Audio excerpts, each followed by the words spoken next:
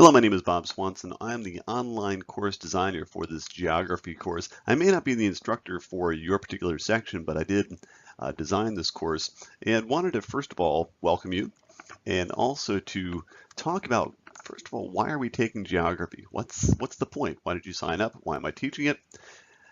In a very small nutshell, geography is important because, well, as Americans, we don't know a whole lot about the rest of the world.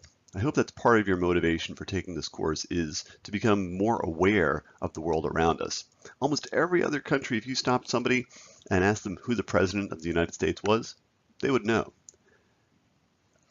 Most Americans don't even know their own 50 states, much less know the locations of other countries, the capitals, the presidents, etc., etc. Americans tend to be very narrow, and we only know about our own country. We don't know about the rest of the world, and that really is important, not just for a geography student. Obviously, if you're going to be a geographer as a career, you would want to know that stuff, but in many other fields, it is important to understand more about the world around us so that we can put things like history, economics into context. So that, I hope, is part of the motivation for you taking this course. I hope that's something you will gain from this course. Now, why make these videos? These videos are not a substitute for a real lecture. These videos are not a substitute for reading the textbook. What I do hope to do with these videos is to throw in some extra information that perhaps you don't have in the textbook, or at least help to give you some context. Alabama and Alaska, Arizona, Arkansas, California, Colorado, Connecticut, and more, Delaware, Florida, Georgia, Hawaii, Idaho, Illinois, Indiana, Iowa, Kansas and Kentucky, Louisiana, Maine, Maryland, Massachusetts, and good old Michigan, Minnesota, Mississippi, Missouri, and Montana. Nebraska's 27, number 28's Nevada. Next, New Hampshire and New Jersey, all the way down to Mexico. There's New York, North Carolina, North Dakota, Ohio, Oklahoma, Oregon, and Pennsylvania. Now let's see, Rhode Island, South Carolina, South Dakota, Tennessee, Texas, and Utah, Vermont. I'm almost through. Virginia, and there's Washington and West Virginia too. Could Wisconsin be the last state, or is it just 49? No, Wyoming is the last state in the 50 states that rhyme. But wait, there's more. I also know my capitals. Baton Rouge, Louisiana, Indianapolis, Indiana, and Columbus is the capital of Ohio. There's Montgomery, Alabama, south of Helena, Montana, and there's Denver, Colorado, and Boise, Idaho. Texas has Austin, then we head north to Massachusetts, Boston, Albany, New York, Tallahassee, Florida, and Washington, D.C., Santa Fe, New Mexico, and Nashville, Tennessee. Next, there's Trenton in New Jersey, Jefferson City in Missouri. You got Richmond in Virginia, South Dakota, Hesperia, Harrisburg in Pennsylvania, and Augusta up in Maine. And there's Providence, Rhode Island, north of Dover, Delaware. Concord, New Hampshire, just a quick jaunt from Montpelier, which is up in Vermont. Hartford's in Connecticut, so pretty in the fall. And Topeka's out in Kansas, Minnesota, and St. Paul. You know, Juneau's in Alaska, there's Lincoln in Nebraska, and then Raleigh out in North Carolina, and then you've got Madison, Wisconsin, and Olympia in Washington, Phoenix, Arizona, and Lansing, Michigan. Here's Honolulu, Hawaii's a joy, Jackson, Mississippi, and Springfield, Illinois, South Carolina with Columbia down the way, and Annapolis in Maryland on the Chesapeake Bay.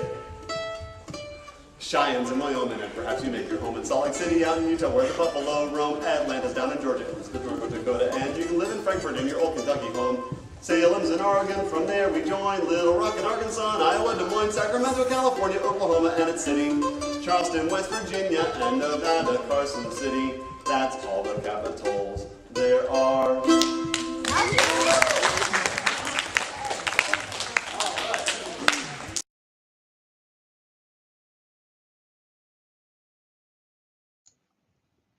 So this is a very interesting map here. If you go back to your Appendix B and look at the data tables there, you'll get a feel for the relative sizes of the US and Canada. And they're actually very, very close in size, but the populations are vastly different. In fact, as of 2014, latest data in this appendix, the US population was 317 million, and the Canadian population was about 35 million. So the US is almost about 9 times more populous than Canada is, and certainly another thing that's indicated in this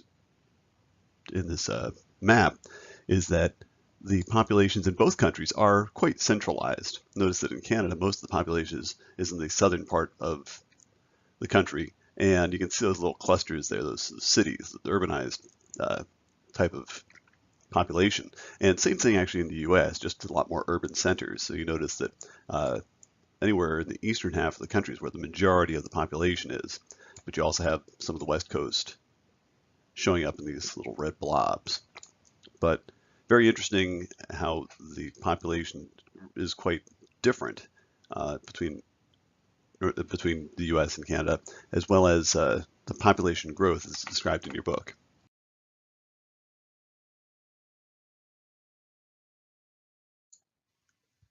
Okay, so this is another supplemental resource for you, and I encourage you to watch these videos. Now this one is a little bit outdated.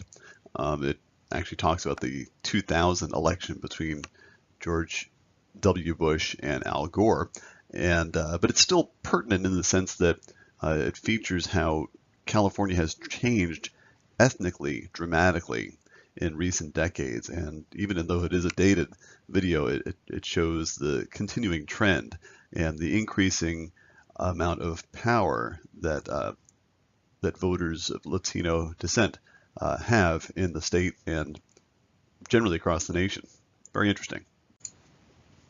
This is a nice map just showing the variety of topography available in the U.S. if you've ever done much traveling.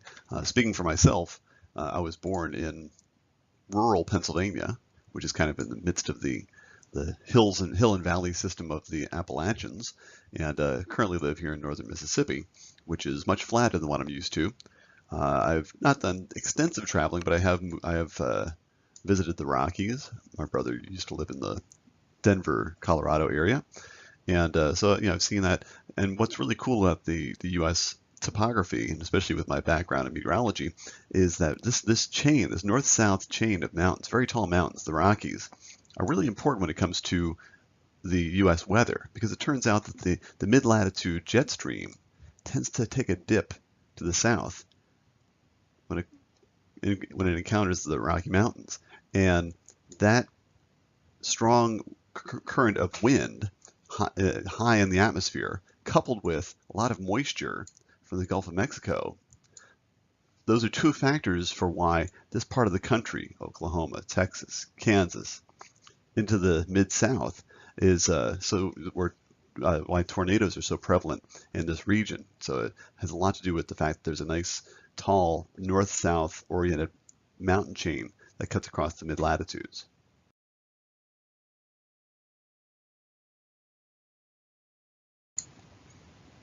In addition to the tornadoes that I mentioned on the other slide, there are other climatic differences in North America. Some have to do with just the latitude and how far inland you are, as we've already discussed with Europe. When you live close to the ocean, you tend to have a moderating effect of the nearby ocean and the nearby ocean currents, whereas further inland, you tend to have more temperature extremes. There's also some rain shadow effects, as are mentioned in this chapter, when you deal with the Pacific Mountain chain, the Cascades, down into the Sierra Nevada. Areas to the west, the windward side of the mountains, tend to be relatively moist. In fact, you could almost call parts of Washington kind of a rainforest, a temperate rainforest. Then the eastern slopes, the leeward side, eastern Washington, eastern Colorado, into the Great Basin, tend to be almost desert-ish, because the air, as it climbs the mountains, the water essentially condenses and falls out, and then on the far side of the mountains, the air is much drier. Okay, so this image shows you the big rivers, especially east of the Rockies. I mean, here's your Rockies, here's your Appalachians. So a large area is drained by two main river systems, one being the Mississippi River, which has headwaters up here in Minnesota. It cuts down here, forms the boundary between a bunch of states, and it empties out into the Gulf of Mexico. And of course, notice that there are several important rivers that feed into the Mississippi: the Missouri River, the Ohio River, which forms the boundary between, say, Ohio and Kentucky, and Indiana and Kentucky, and then you have the Arkansas River, which empties into the Mississippi as well. So a lot of major rivers that empty into the Mississippi. And then you also have the St. Lawrence River, or the St. Lawrence Seaway, which kind of moves up here and empties into the Atlantic Ocean. One thing that's important to understand is that there were people living in North America long before the Europeans arrived. And this shows the general layout of the tribes of Native Americans. I currently live in the southeast here, and the Choctaw tribes were very common here in portions of Mississippi, where I grew up, which is in Pennsylvania. Mostly Susquehannocks and Iroquois Indians were in that region of the Mid-Atlantic.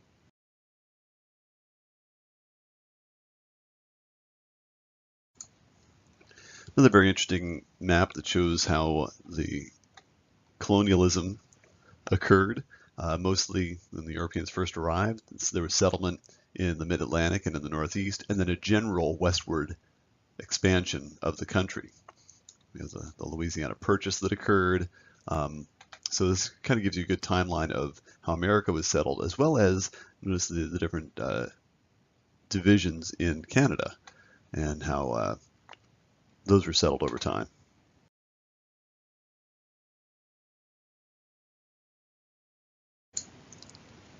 This is a very important slide in the sense that you'll be dealing with language and religion and assessing both these things when you study not only the North American realm, but all the realms in this course. So pay particular attention when you get into each module of how the textbook treats language and religion.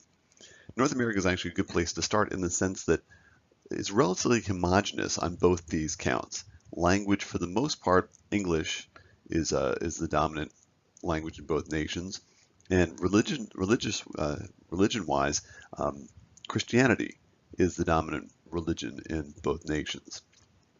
And again, there are exceptions, but particularly when you look at this map, the predominant religions map, you notice that there's not large populations of other world religions showing up in the legend here. Now, it's also interesting to look at how, especially in America, you have regional influences. So the American Southeast is predominantly, for those who practice, they identify as Baptist, whereas religious people in the Northern Plains into the Great Lakes states identify as Lutheran. One of the other interesting things when it comes to religion, in America at least, in the US, is that religious tolerance is built into the Constitution. In the First Amendment, you have two things. You have the two clauses that are very important. The Free Exercise Clause. The Free Exercise Clause says that you have the right to worship or not as you choose. The government can't penalize you because of your religious beliefs. So that's the Free Exercise Clause. There's also the Establishment Clause that prohibits government from encouraging or promoting, that means establishing, religion in any way. And that's why we don't have an official religion of the United States. That means that the government may not give financial support to any religion. And this is part of the reason why the U.S. has managed to avoid a lot of the religious conflicts that have torn so many other nations apart. So I want you to really focus on that and pay attention to that when you start to see some of the theocracies that are in other parts of the world and how that has caused strife through the centuries.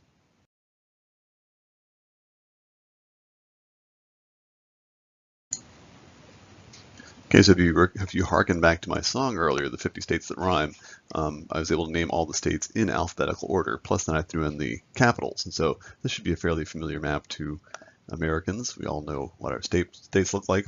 And the book does point out, it's interesting, especially in the West, where you have so many states that are essentially just delineated from each other by straight lines on maps. It's very interesting. In the East, a little more unusual shapes, and that's quite often because there are natural features, such as rivers, that are forming the boundaries.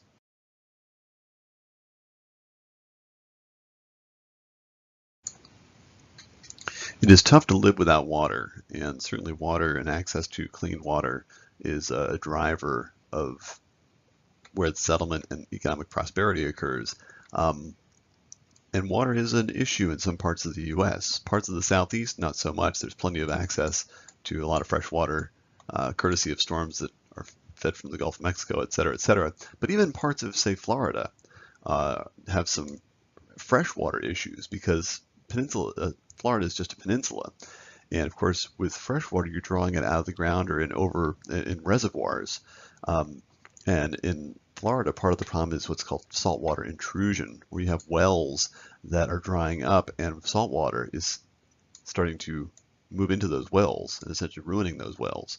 So between the demands of an increasing population in Florida, as well as the agriculture in Florida, there's some water supply issues in Florida, certainly in the West. California kind of seems to always be in the headlines as far as droughts. Parts of the desert Southwest, where there were great increases in population, Las Vegas, Phoenix, those areas which are climatologically just not very wet, and yet you've got a human population who demands fresh water for household usage, for drinking, for agriculture, for watering golf courses, and for washing cars, et cetera, puts quite a toll on the natural resource. And then in America's breadbasket, there are, again, water issues where certain aquifers that were used for irrigation are starting to dry up. A large reason for the fact that the US and Canada are both first world nations, are highly developed, is because of the abundance of natural resources, which are featured in this map. Particularly of interest are the tar sands in Canada, which are becoming an increasingly large energy source and also an increasingly problematic environmental concern.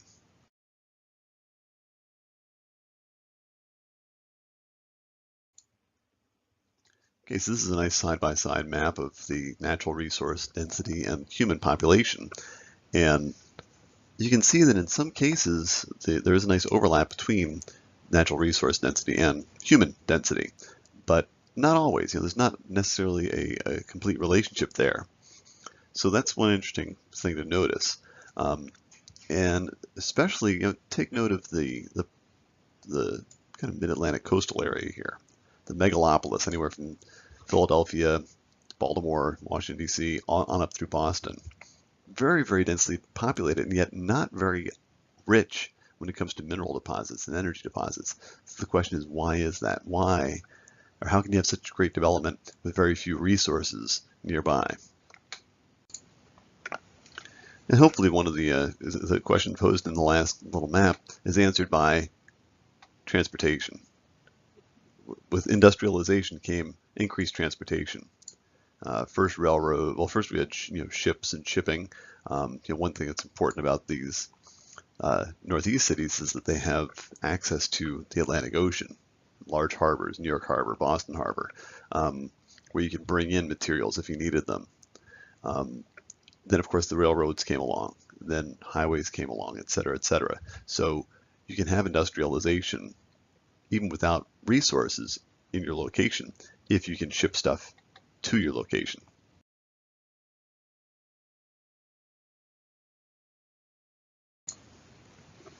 Okay, so this is a nice map of the U.S. railroad system, and it's worth noting that in America, railroads are used primarily to ship cargo.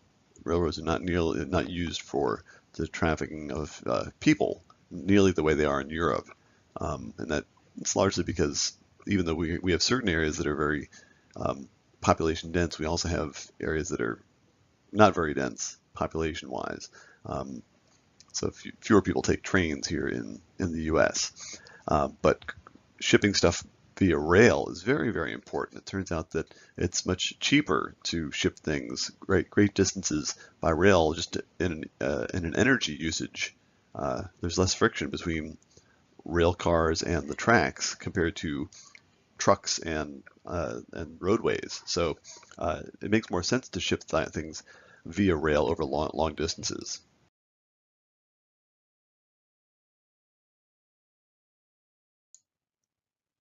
Okay, so as the increase in transportation in the 19th century and into the 20th century increased the amount of urbanization that was occurring, drawing more and more people, the industrialization and the factory work, drawing more and more people from the country to the city.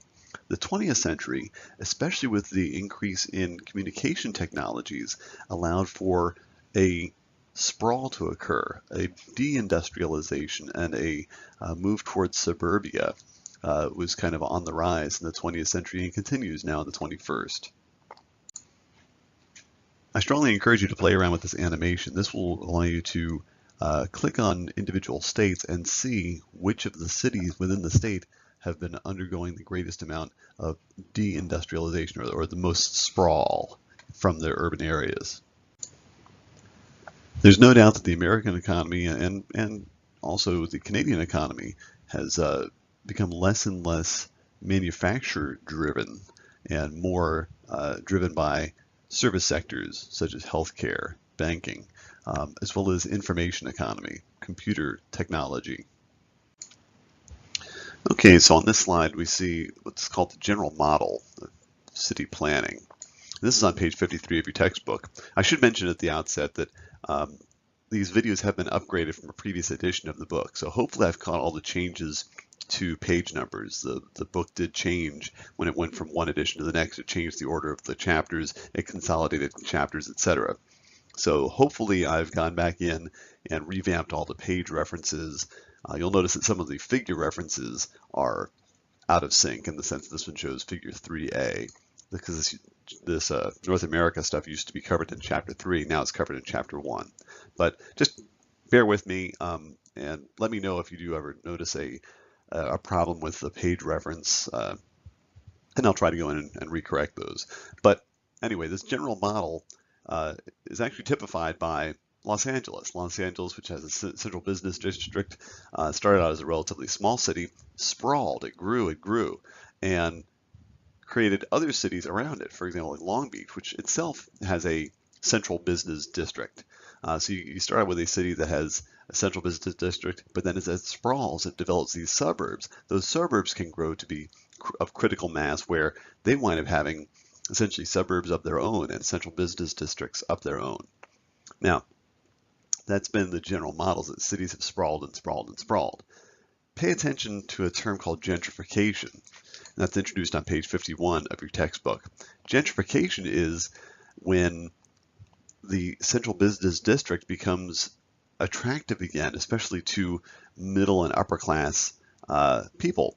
A lot of folks start to move into the city after years where the city has sprawled and suburbs have been where most of the affluent people have moved to. Now, there's also a situation of what's called gentrification, where you have the central business district being appealing to some people because there's a lot going on. There's entertainment, there's restaurants, there's shopping, et cetera, et cetera. The problem with gentrification is where the inner cities used to be a place where low to middle income people could afford housing. Now, as the middle and upper income people move in and start buying up the properties, it forces the property values up, and either the taxes go up too high, or the cost of buying a home or renting a place becomes too high for some of your low income people.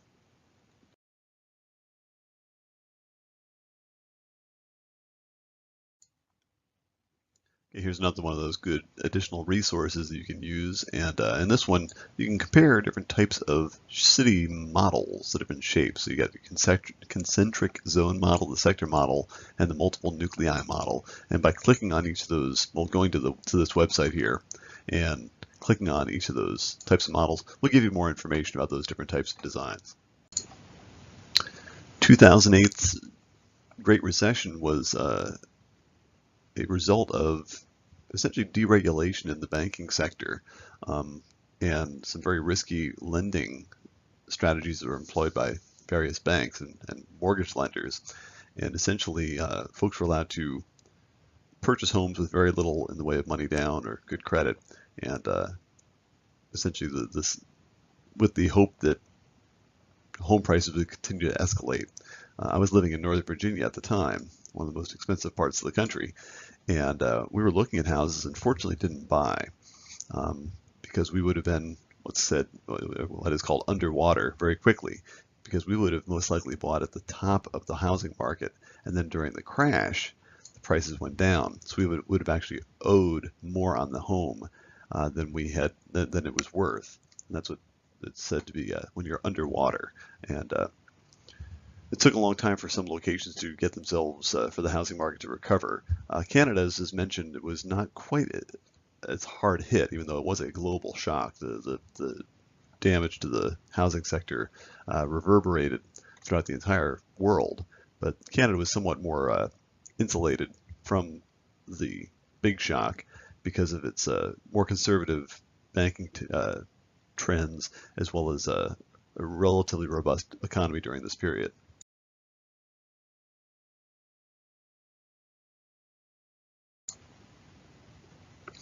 North America has largely been a story of immigration, whether you consider the original Europeans who settled and sort of displaced the existing Native Americans, if you consider that immigration, but certainly waves upon waves of immigrants have helped to make these two countries what they are.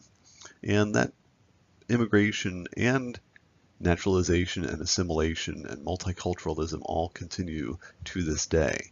One of the current trends is that there has been a changing population distribution to the south, which is the result of, interestingly enough, air conditioning.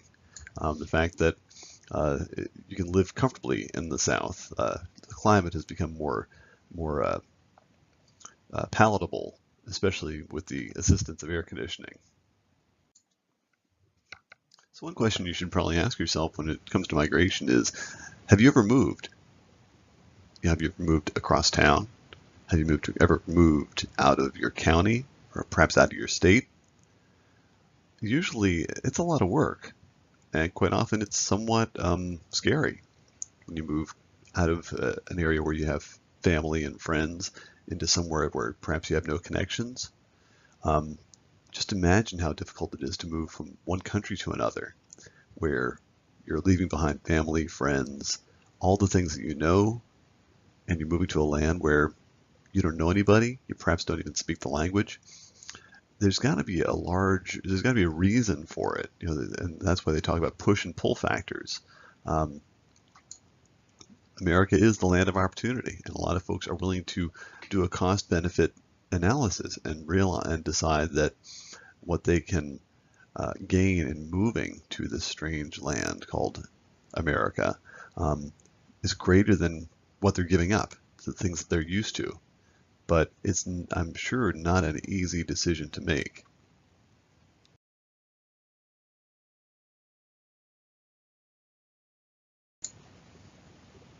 So you'll always have immigration, and the question is, what happens when the immigrants move to your country? How are they accepted? Do you wind up with small neighborhoods that are very insular and you don't have a whole lot of assimilation? That usually doesn't last very long. Usually you have an assimilation that goes on, and a melting pot winds up being created. And therefore there never is a fixed culture. The culture is always evolving depending upon what the overall demographics are. Will affect what's the prominent primary language, what's the primary religion, what's the primary style of work, what's the cuisine. All those things are in a constant state of flux, depending quite often driven by the amount of immigration that's happening in a particular region. Since we're talking about multiculturalism, I'm going to include in the next slide. You can watch it if you wish, ignore it if you wish. It's, I think, about a half an hour long, so it is longish, but you may find it instructive. It's actually a video that was produced by some local homeschoolers in Northeast Mississippi, two pairs of brothers, who they did all of the work. They did all the shooting, all the editing. One of them played piano for the soundtrack. But what this video features is a series of interviews with first-generation immigrants into Northeast Mississippi, either in Oxford, Tupelo, and Saltillo area. And I hope you enjoy it. I hope you really listen to the stories of these people and what they gave up and what they were hoping in moving to America. And it's called America, the Land of Hope, Opportunity, and Freedom. I hope you enjoy it.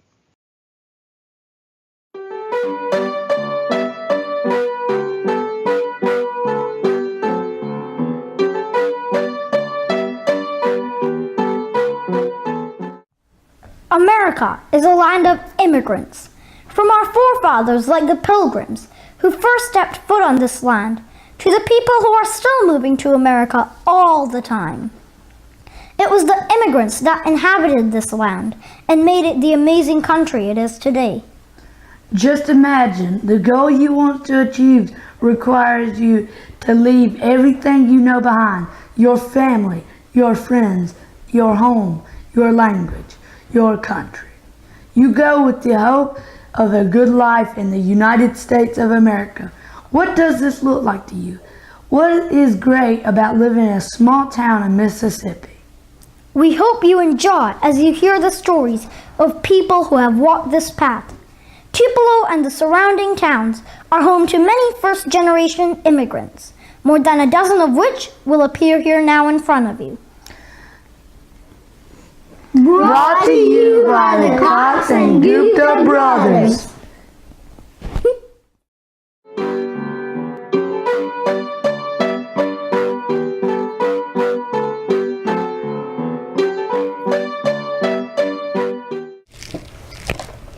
Lights, camera, action. What is your profession? I am self-employed. I run my own company. What country were you born in? I was born in Ubon, Ratchathani, Thailand. What made you want to move to America? It wasn't my choice. My mom had me in a refugee camp. She was on her way to America. And so anyways, our name got called on the third day that I was born. On day 3 I was born. And my dad asked my mom if she wanted to recover, and she said, no, I'm going to America. So when I got to America, I was 6 days old. Well, that answers that one. I was going to ask, how old were you when you moved to America? How long have you lived in Tupelo? Tupelo, it's going on 5 years. Okay. What made you move to Tupelo? I lived in Pontotoc for 8 years and drove to Tupelo every day for 5-6 years, and then decided maybe we needed to move here. So we did. What do you like about America the most? Oh, I love America. Every time I travel, I come back, I love America. I think that we are more structured. We have more of a, it's just very structured here more than in Asia and stuff. What do you like about Tupelo the most? It's a great place to raise my family. Could you tell us a little bit about your story coming to America? I can't really remember most of it because I was still a baby, but from what my parents told me, their journey took them a little longer to get to America than they expected, because my parents escaped the communists in Laos, and they had my sister. She was 3 months old, and then my mom was pregnant with me, so it took them that long to get to America. Well, during that time in Laos, it was a communist country, so you just didn't know the future of the country. So that my mom had an uncle that lived in California, so you had to have some sponsorship, like someone had to sponsor you here. And so she had her uncle sponsor her, but we didn't live with him when we came to America. I think we moved to Utah for a little bit and then came back to California. So that's what I can remember. But it's just what we know about America, land of the free. It's like dreams come true. So I would say I'm living the American dream now.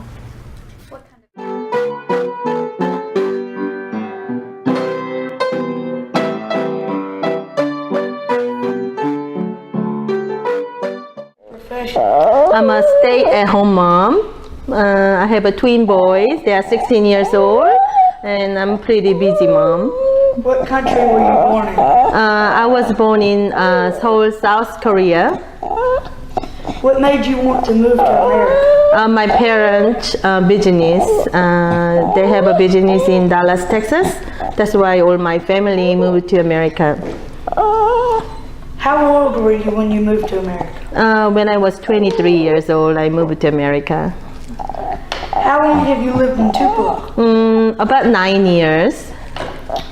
What made you move to Tupelo?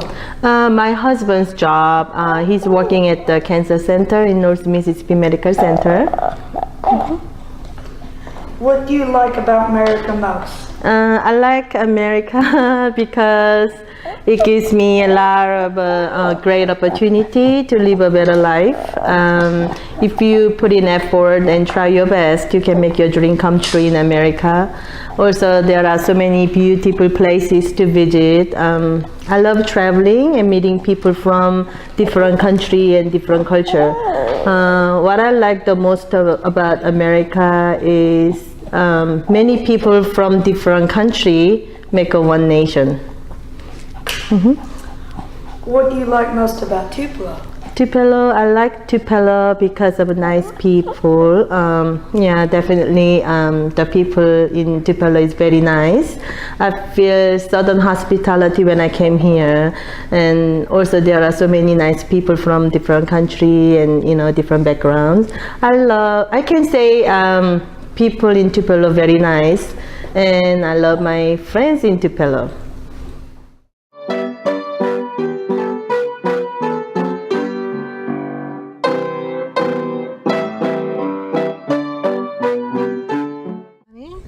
What is your profession? I'm the owner of this store, Looking Good and Foot Gear. What country were you born in? I'm born in Hong Kong. What made you move to America? My husband made me move to America. How old were you when you moved to America? I was 21 years old when I moved to America. How long have you lived in Tupelo? I've lived 24 years in Tupelo. What made you move to Tupelo? My husband's business made me move to Tupelo. What do you like about America most? Freedom. What do you like about Tupelo most? Southern hospitality. Is there anything else you'd like to share with us? I like this small town. Everything is convenient, nice, people are nice. What else can I say? I'm pretty happy here. This is home now.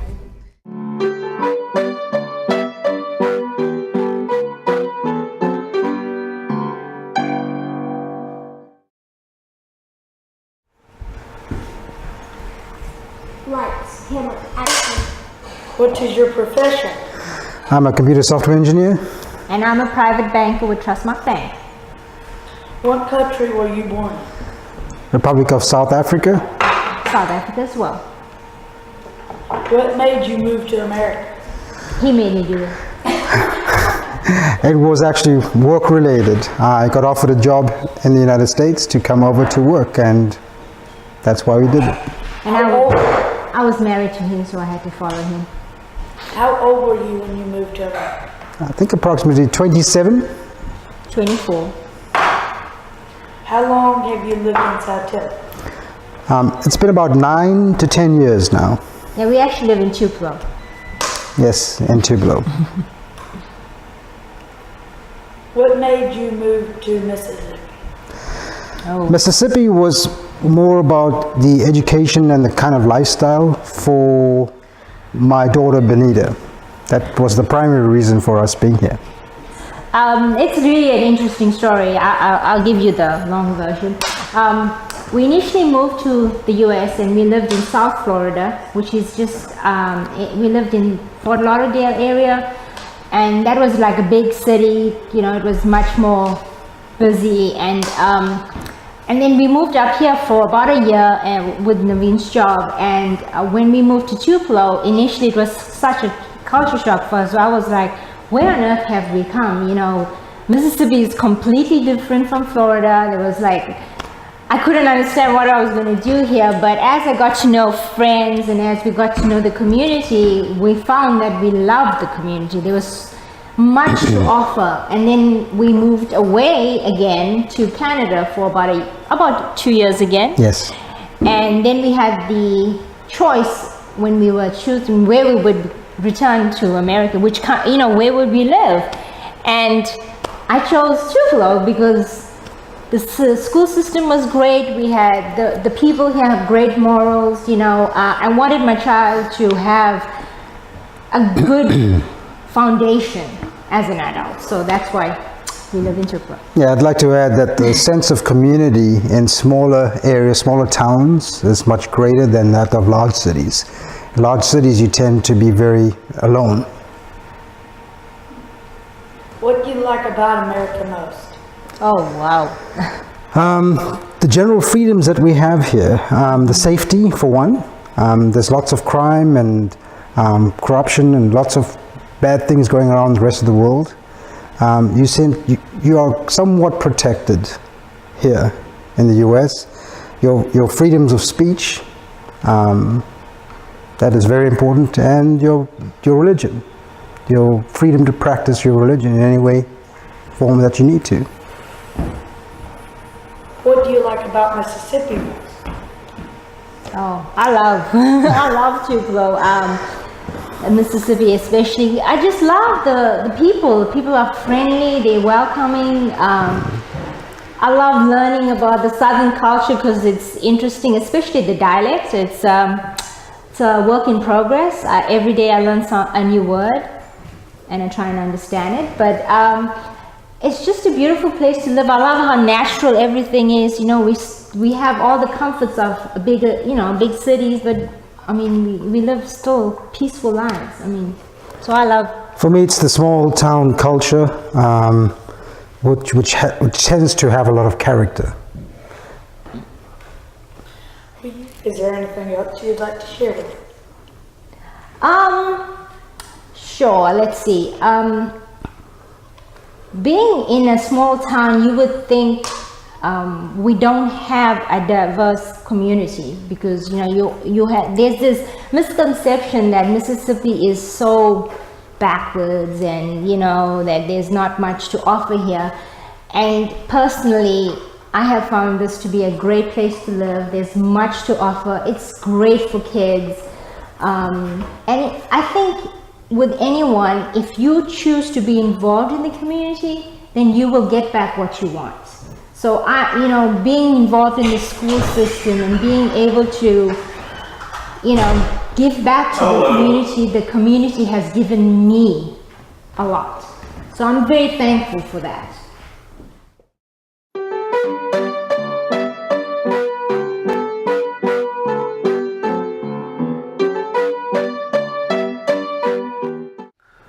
What is your profession?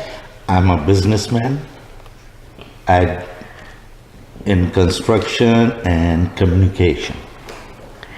I'm a self-employed too. I have my own business.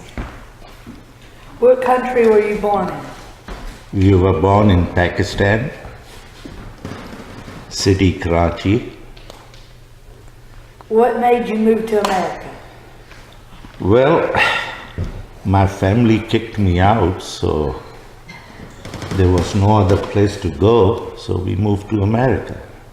And I came to America because Hassan was here in 1979. He went back in 86 and we met 88, get married, and the situation in Pakistan for the business and everything went really down. So Hassan come back to America in 92 and apply for me and my son, and we get our green card and came in 93, September.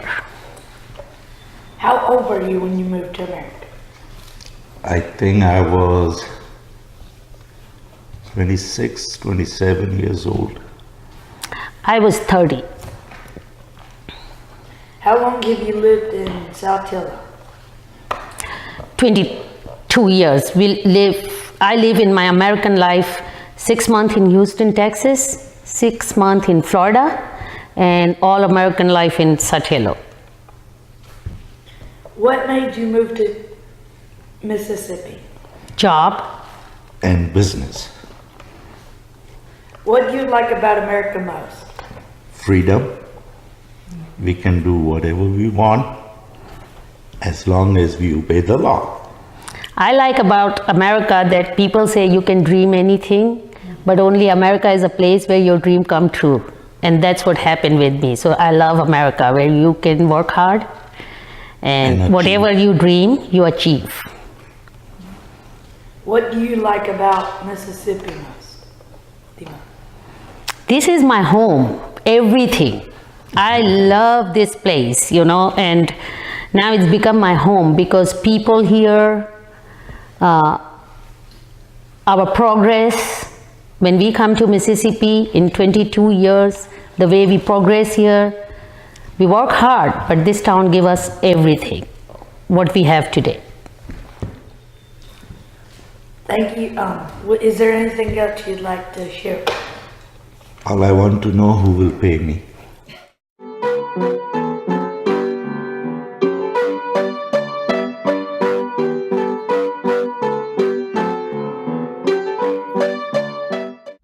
What is your profession?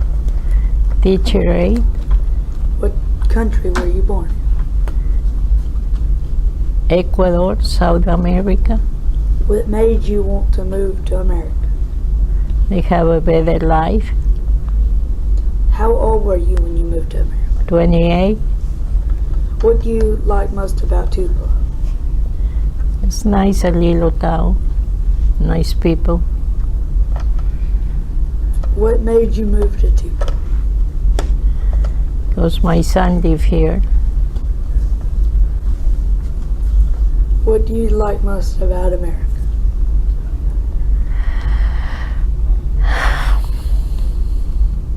I like the people. What do you like most about Mississippi? Oh. They have nice people, and I like a little town. Is there anything else you'd like to share with us? You kids do a good job and keep it up. I love it.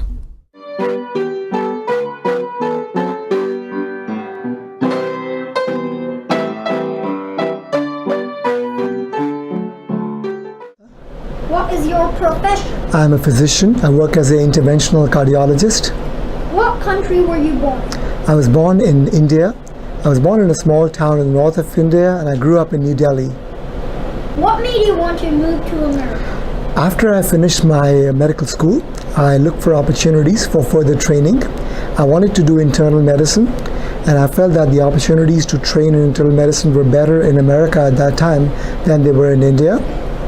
I was doing surgical training in India, but I preferred medicine, and I got an offer from State University of New York, so I moved to America for training. How old were you when you moved to America? I was 24 years old. How long have you lived in Tupelo? I initially moved to Tupelo in the year 2002 for a short job for about 6 months. Then I came back to Tupelo in 2007, so I've been living here for the last 9 years now.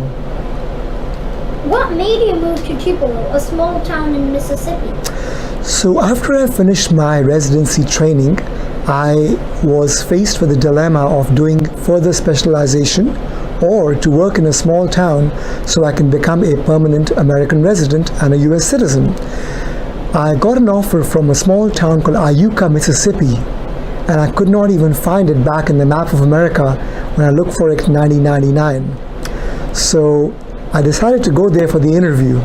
When I came for the interview, I was very overwhelmed by the love of the people at the clinic I was being interviewed at, and they were very kind to me, and I loved it. It was a very small town, kind of like the town where I was born in, and I felt it would be a great change from New York City to move to Iuka. I spent 3 years in Iuka and working in a small town called Cherokee, Alabama, and then I moved to Tupelo to do a job at North Mississippi Medical Center. I finished the job in 6 months, and then I moved back to New York and off to Massachusetts to do my cardiology training. And then I was given an offer by this hospital to come by and work here again. And I had very good memories of my time in Mississippi and the very kind people who showed kindness to me at every step. So I decided to come back here and give it another try, and that was 9 years ago. And I'm very happy to be here. What do you like about America the most? America is a land of opportunities. It's a very fair country. If you work hard, if you are determined, and your heart is in the right place, and you are sincere, you can truly achieve your goals. I really feel the opportunities that are abound here, irrespective of where you come from. Medical care is at the top of the world. It's very, very good medical care, good medical training, and The laws are very favorable here in terms of not discriminating against immigrants. What do you like about Tupelo the most? Tupelo is a good-sized town which has all the amenities, all the things one would need. The people are extremely nice. The community is very strong. As I've seen over the last few years, whenever they had a disaster like a storm, the whole community got together to rebuild the town. People are very supportive. The patients I see every day are outstanding. They're very, very, they have a lot of gratitude, and they feel very thankful that you take care of them. They're very kind. And overall, it's a very safe place to raise a family. And I work in a very nice cardiology group where all the doctors get along very well. And the medical center here is top of the line with a very good research department as well. Therefore, I'm very happy professionally and personally to be here. Is there anything else you would like to share with us? Yes. So when I came to America at the age of 24, I was not sure what I was going to get into. I was leaving my home. I was by myself with one suitcase and in a brand new place where I spoke the language that I was unsure of, the culture, the mannerism. Yet within a few weeks, I felt like I belonged here. I did not feel like an outsider. This country is very welcoming of immigrants, and I really believe it's one of the few countries in the world where you can be anything you want to be, achieve your dreams, irrespective of where you came from, your background, your color, your religion, your nationality. It's a very fair country, and we are truly blessed to be over here.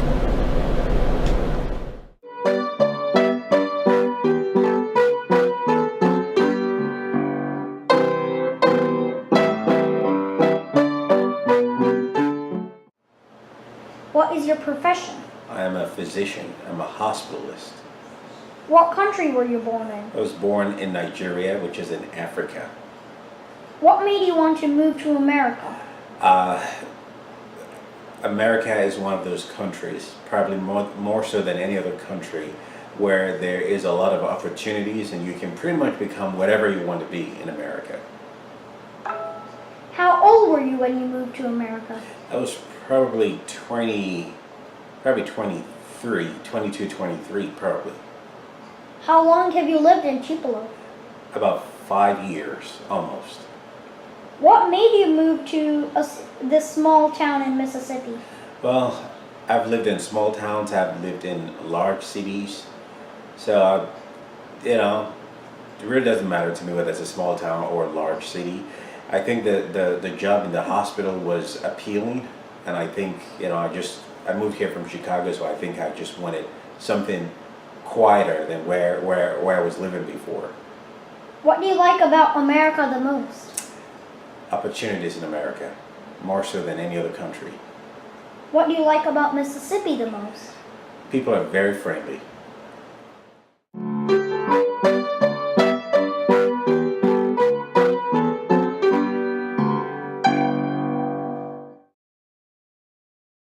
And what is your profession?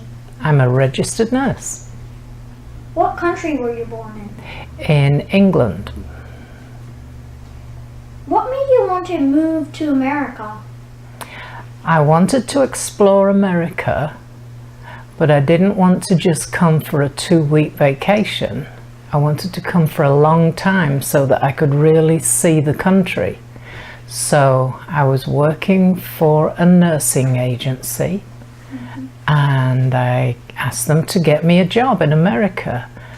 And I came and I worked and I toured America, and I never went home. I just stayed here. So how old were you when you moved to America? I was 29. How long have you lived in Oxford? 22 years. So what made you move to Mississippi? Well, I was actually living in Arkansas. I'd been in Arkansas for 15 years, and that's where I met Mike, my husband. And we got married there, and we had our son there.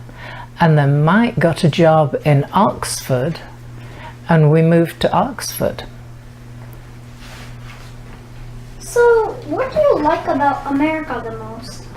Well, mostly about America, it's open, big roads, lots of space between the houses. It's all nice and clean and open. When I go back to England, it's all dusty and lots of diesel fumes, and I just like the spaciousness. So, what do you like about Oxford the most?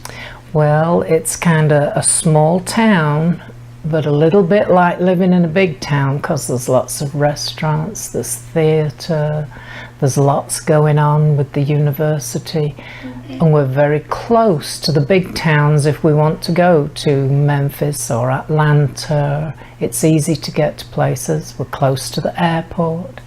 It's not very far to the beach. It's nice and centrally located. Is there anything else you would like to share with us? Well, I'm very, very happy to be in America. I became an American citizen in 1995, and I've enjoyed it very much. I've raised a son, he's 27 years old, and my husband and I, we have a very comfortable life here in America. We love it. Thank you for giving us your time. I enjoyed it.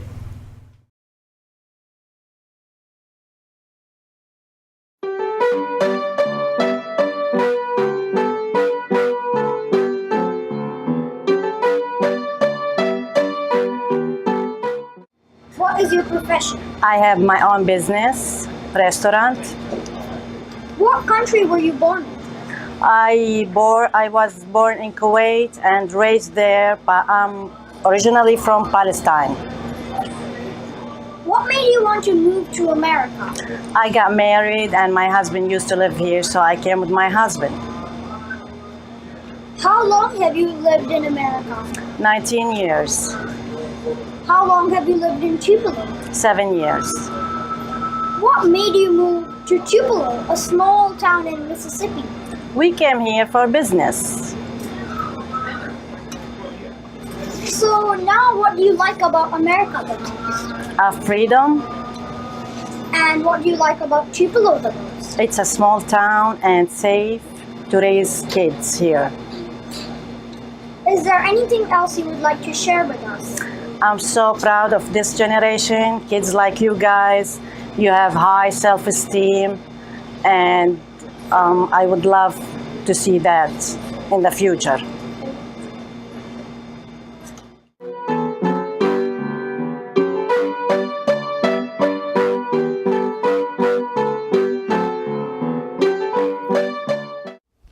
Lights, camera, action. What is your profession? I'm a teacher. Yeah, I'm a senior scientist in University of Mississippi. What country were you born in? Both of us were born in China. What made you want to move to America? Yeah, I say first because American, you have a lot of chance to improve yourself, education, profession. So this is why we want to move here, to improve ourselves. And also here I found everyone need to learn. Even you are 50 years old, 60 years old, you still need to learn. Not like our country. After 50, everybody think about, retire. This is my retirement work. But here, every day I have to work. I have to learn some new things. I enjoy this life.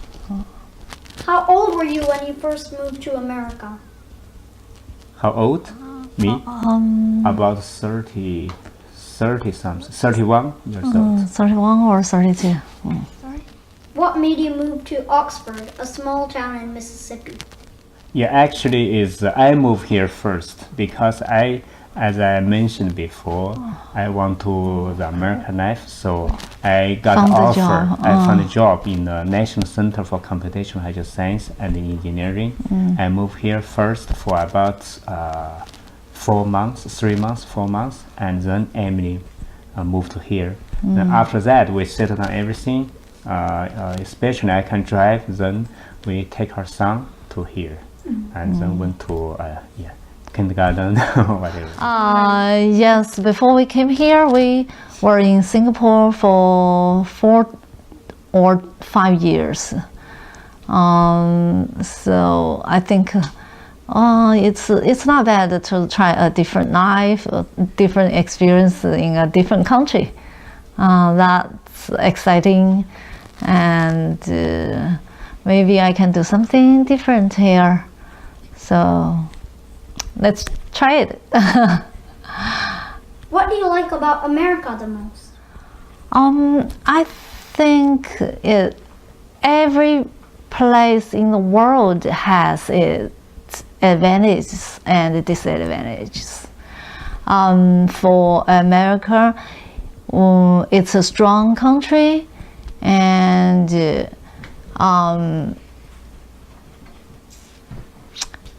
actually, I have never think about that question before.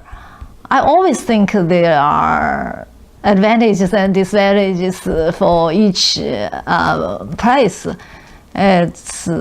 We need to try our best to get used to different life situation and environment, so we can make us stronger. So I believe I can live well in here, or if I go to China, or if I go to anywhere else. So as long as we are strong, we can do anything we like in this world. What do you like about Mississippi the most?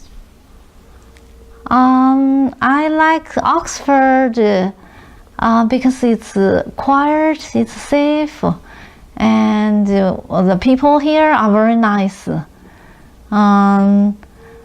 But at first we didn't like that much, because we came from all the big countries in China and Singapore. We feel this is too small, and we couldn't see any neighbors except for after the dinner. Some people came out, otherwise you can't see anybody here. We feel, it's too quiet and it's too boring. But gradually we found that we can have different types of fun here. It's different from the big cities.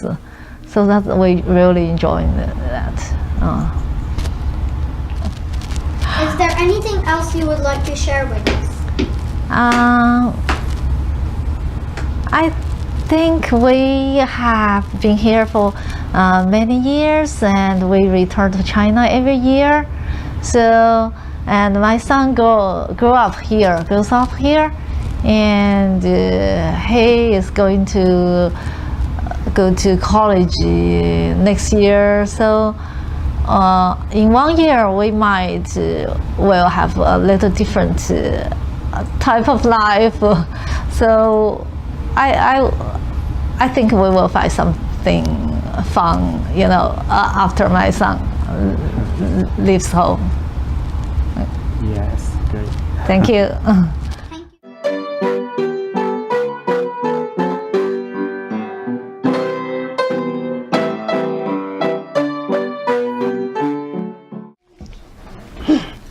Camera action.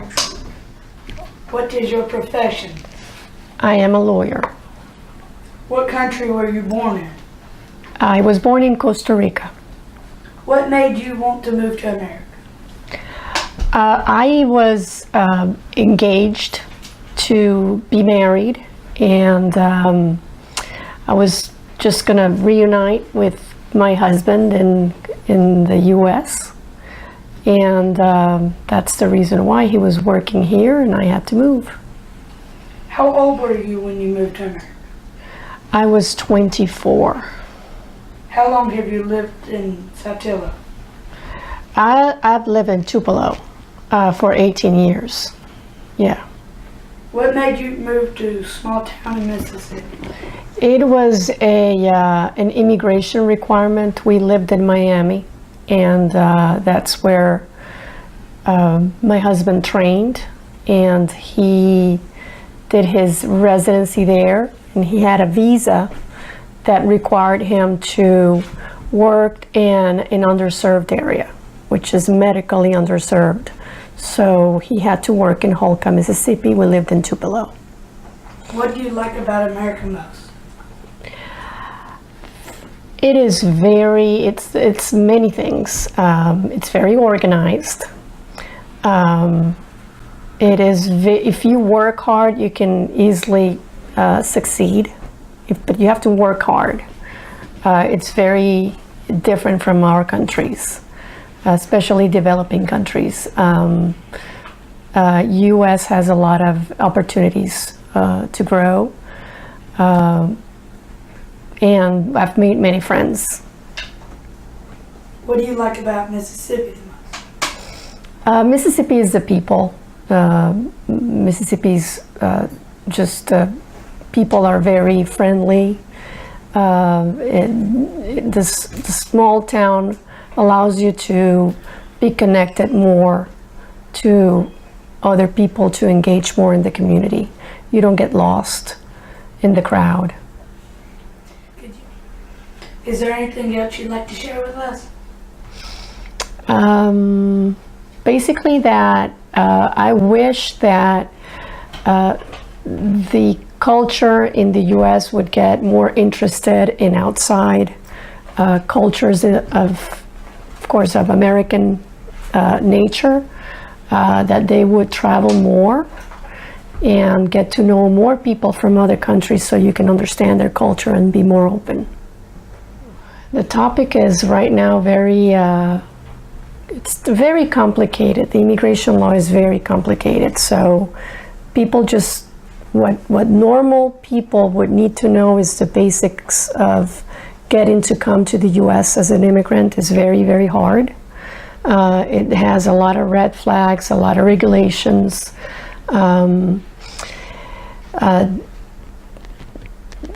Basically, there's a lot of immigrants that come here and work and contribute to the US culture and society.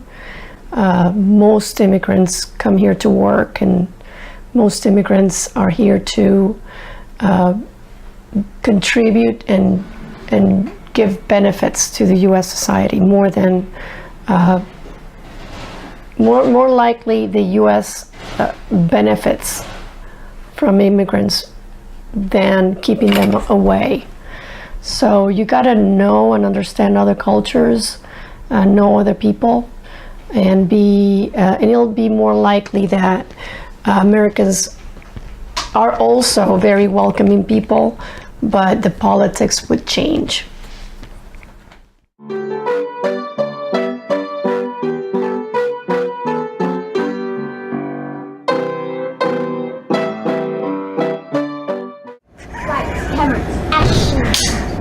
What is your profession? I guess right now I'm a baker. What country were you born in? In Germany. What made you move to America? I got married to an American soldier. How old were you when you moved to America? 24. How long have you lived in Tupelo? About 15 years. What made you move to a small town in Mississippi?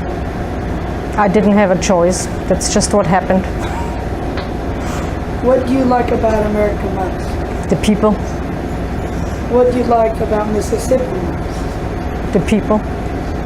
Is there anything else you'd like to share with us? Well, I decided to stay here and spend the rest of my life here. And I think nothing better can happen to you than being born and raised in Europe and then come over here. All kind of doors open up for you. Great opportunities. And when 9/11 happened, and I realized it's really good to be an American citizen, at least nothing can happen to you. So just be glad you're here. Really be glad to be here. Well, you know why I'm here, and I'm glad I'm here. And like I said, I really like the people. And I like living here because it's kind of calm and not so crazy.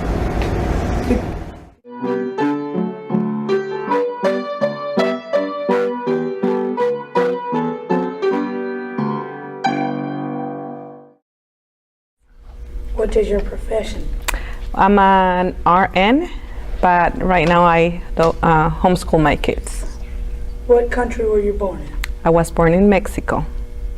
What made you move to America? I was about 13 years old when I moved here, so my parents made that decision for me. How long have you lived in Mississippi? 12 years since my son was born. What made you move to a small town in Mississippi? I came visit one time and I really loved it, and we decided to move here. What do you like about America most? I will say, well, there's a lot of things I love. I love the freedom that we have here. In any freedom of speech, freedom of religion, and yes, being here, you feel free. When I go to visit my country, I don't feel safe, so I really feel safe here. What do you like about Mississippi the most? It's peaceful. Is there anything else you'd like to share with us? I just will want to say that I like to live here in America. Could you represent pieces of your language? 감사합니다, which means thank you very much. Okay, what about hello? In Lao, it's sabaidi, and in Thai is sawadika. So, okay, my mother tongue is Indian, so she speaks the dialect Sindhi. So I'm going to say a few words in Sindhi. Tu kiyan aayin? It means, how are you? Okay, in Chinese, Nei hao ma, how are you? Ngo ho, that means I'm good. 那个是你好，谢谢 confuse 孔子。谢谢，我喜欢 Oxford， 我喜欢我的学生，我喜欢我的工作。That means 谢谢 means thank you。我喜欢 Oxford means I like Oxford. I like my students. I like my job. The country I come from has 11 national languages. Okay, so let's do. I can do two that I went through school with, and Afrikaans is the one. It's a Dutch-based language, so based from the Netherlands. What would you like me to translate? Hello, and how are you? Go ahead. Hello is hello. Who is ye? How are you? Or hoe gaan dit? Hoe gaan dit? How are you doing today? Of you can say, mijn naam is Rashni, ik is van Zuid-Afrika, ik woon hier in Tupelo, Mississippi, Blake Buchanan. All I said is my name, I live here in Mississippi, and it's nice to meet you. And then in Zulu it'll be Sawubona, Ninjani, same thing. And then Bawani, that's hello. Sure. Ahlan sahla fikum. Welcome to my restaurant. Pura vida. That's the Costa Rican saying for good life, and I'm well. Guten Morgen. Wie geht es dir? Quiero mucho a todos, amigos. Hola, ¿cómo estás? आप दोनों बहुत अच्छे बच्चे हो. You both are very good children. मुझे America से प्यार है. That means I love America.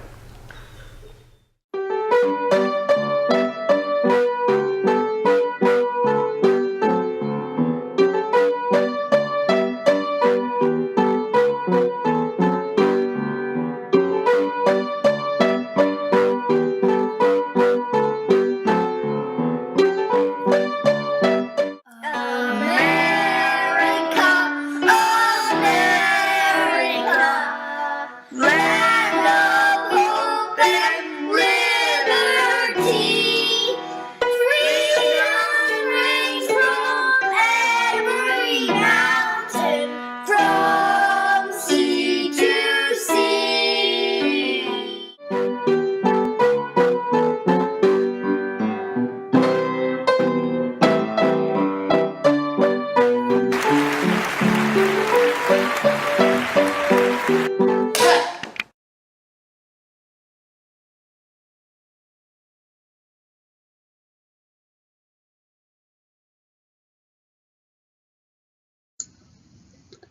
Okay, so as we mentioned, Canada is a huge country. It's the second largest territory. It's almost 4 million square miles, and it is divided into 13 provinces.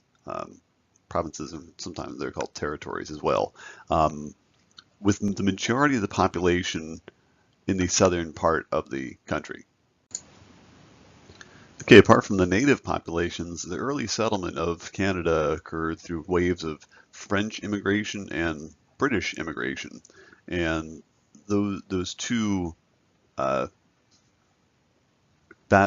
forces of colonialism are kind of still in play today. In fact, one of the marked differences between Canada and the U.S. is the fact that Canada does have the issue of language and culture separating one portion of it, at least, which is Quebec, especially southern Quebec. Notice where the red is.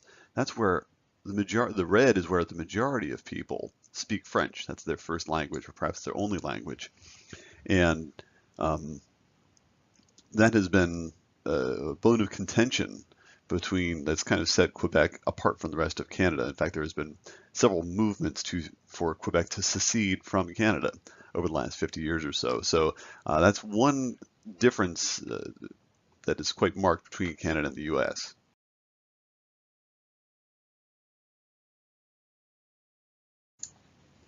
Okay, Indigenous people are discussed on page 59 of your textbook.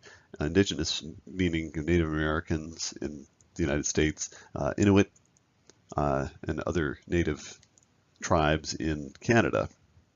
And these groups were largely marginalized through the colonial periods in both countries, as well as in the early independent periods of the countries, where essentially a lot of times land was taken from these groups. They were relocated, put onto reservations, et cetera, et cetera. In more recent times, there's been more awareness of some of the mistreatment of the past and trying to pave a better future for these indigenous groups. Canada has even gotten to the point where they have a territory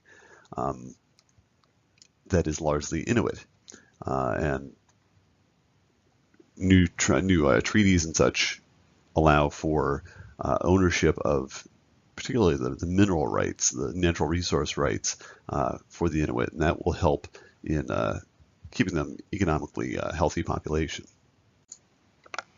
Okay, so they mentioned centrifugal forces here. Remember, centrifugal is what kind of forces things outward versus centripetal, which is center-seeking, or helps to bind things. So in the case of Canada, one of the issues, of course, is the nationalism of Quebec. The fact that Quebec has tried to secede on a number of occasions. That thrust for independence seems to have waned a little bit, but still that's always an issue, and the federal government is always trying to pacify Quebec and keep it within the Union. And of course, that makes the other provinces perhaps a little bit jealous of the concessions that are made. So there are some internal strife between provinces in Canada, but as far as the relationship between Canada and the U.S., it's very strong because there's a lot of trade that goes on between the two countries, and NAFTA has helped to solidify a lot of that relationship. Okay, so your book describes Ottawa. Of course, that's the nation's capital, and its location and its significance. But probably the most significant city, or one of the most significant cities in Canada, is Toronto, and it was in the headlines a couple of years ago. You may want to review this, but it had a mayor named Rob Ford, who brought a lot of unwanted attention to the city. But for the most part, Toronto is a hallmark for multiculturalism, so diversity, livability. It's been a long time since I've been there, but it's quite a nice city. It's clean, it's efficient, and it is growing and growing and growing. So that's one of the difficulties that it's undergoing right now, is managing the sprawl, the suburban development. Okay, so despite the fact that there's a lot more sub-federal divisions of government in the United States compared to Canada.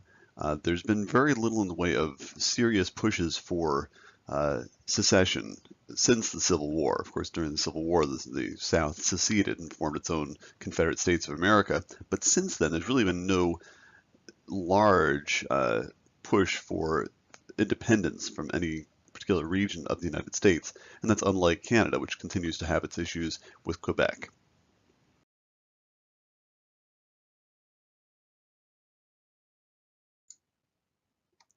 Okay, so I hope you watch this video here at this particular link, because it shows the essentially figure 3B3, the westward expansion of the United States, but it kind of lets the states pop in and let's just see, you know, which years the different states became part of the United States. Also, paying attention to the mention of indigenous peoples or Native Americans, there is an error in the video where it says that currently there are 300 acres of reservation land. That is not true. 300 acres is not very much. So the Native Americans have had a lot of land taken away from them, but they're not left with just that. There are about 300 reservations, is what the video really should have said. Okay, so this map kind of shows the geographic distribution of minority groups, and very interesting, kind of the history of it. You know, for African Americans, for the most part, concentrated in the Southeast because that is where the plantations were during the slave era. That's where most were located. But there has been a movement toward, especially some of the during the industrialization of America, to some of the factory towns in the north. But still, you can see, even to the current day, the concentration is in the southeast. For Hispanics, again, it makes sense that close to the border of Mexico, you see a large concentration. You also see a lot of population along the west coast and California's Central Valley. The Asian population, pretty well dispersed, but there is a lot of concentration of Asians in the western part of the United States, especially in some of the city areas. So interesting how people become assimilated to the country and wind up kind of moving out from concentrated areas.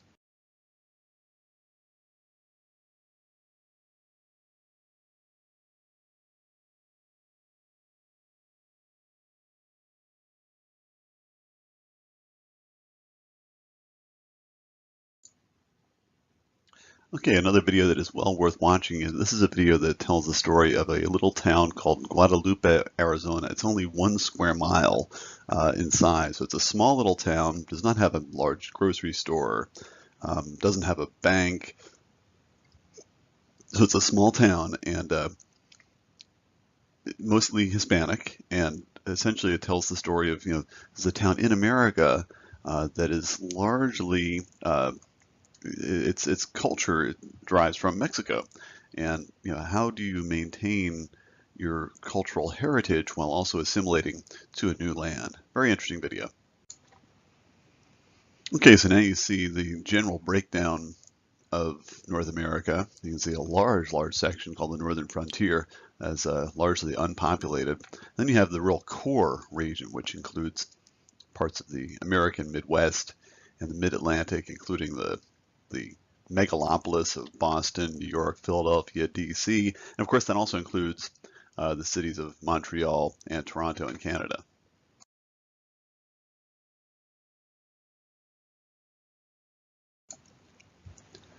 New York, New York, the town so nice they named it twice. This is usually when people refer to New York, you know, globally, we're talking about the city and not necessarily the state. Truly a world city. And it's one that has kind of waxed and waned. It's ebbed and flowed. It's gone through periods of relative economic downturns to periods of economic exuberance. And certainly it's been challenged in recent years. In 2001, of course, the 9/11 terrorist attacks on New York City. But the city has rebounded.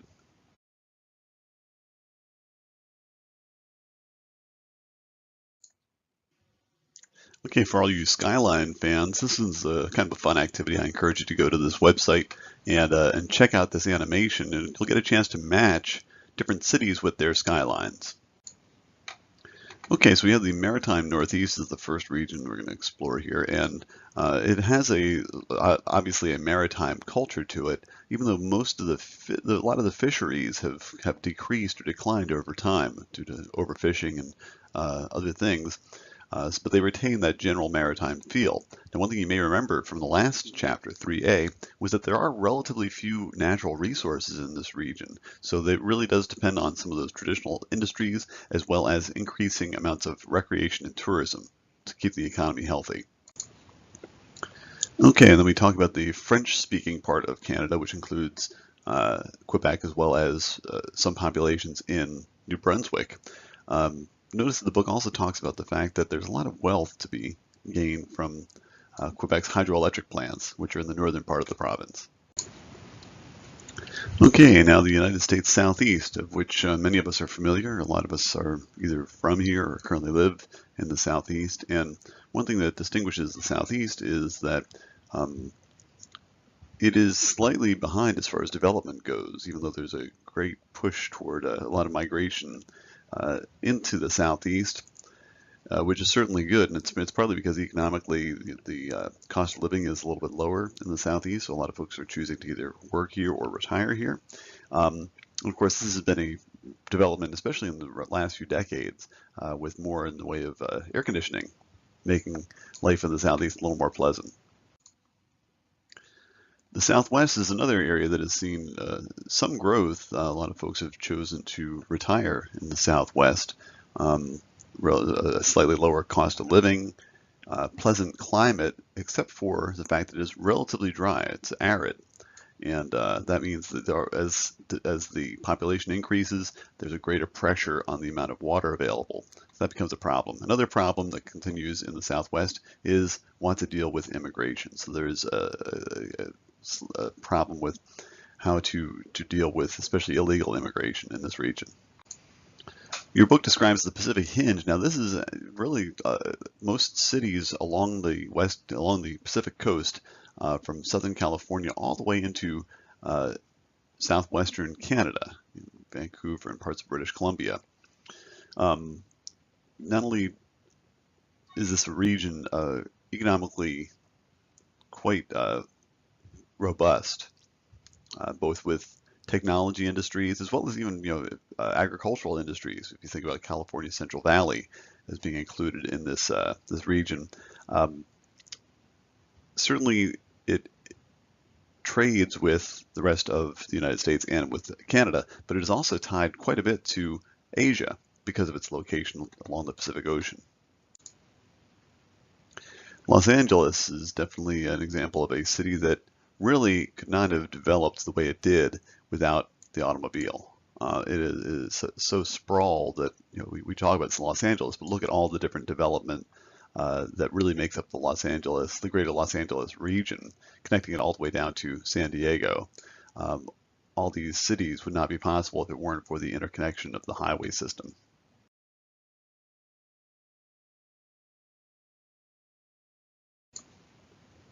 Okay, the region called the Western Frontier is essentially that part of the West which is east of the Sierra Nevada and the Cascades. So this is a drier region, a higher elevation region. So the climate's generally sunny, but also relatively dry. So that also means that you have generally sparsely populated areas. The big city in this region is Las Vegas, which of course is known for mostly tourism and not exactly a productive industry, but certainly a lucrative industry of gambling. Okay, now the nation's breadbasket and meat basket, I guess. The continental interior. A lot of farming, a lot of ranching that goes on in this region. Now, due to increased automation when it comes to, and consolidation when it comes to farming, there has been an out-migration of youth. Tough to keep them down on the farm these days. Another issue for this region is, again, water. Water continues to be a problem because of the amount of acres that are being being farmed, and the requirement for water and irrigation has depleted what's called the Ogallala Aquifer, which is a large underground water supply.